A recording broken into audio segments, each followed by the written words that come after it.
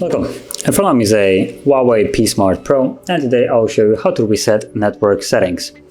So to get started, you want to open up your Settings app and then scroll all the way down to System, Reset, and from here you'll find Reset Network Settings. So tap on that. Now keep in mind this will reset, as you can see, your Wi-Fi passwords, Bluetooth data, and mobile. So basically any device that has been connected to Bluetooth will be unpaired and basically forgotten. Wi-Fi networks will also be forgotten, and mobile data will just reconnect back up. So once you're ready, you can tap on Reset Network Settings and then Reset again Network Settings, and you get a pop-up that it has been done, and that's basically it. Now all the settings have been reset. So if you found this video helpful, don't forget to hit like, subscribe, and thanks for watching.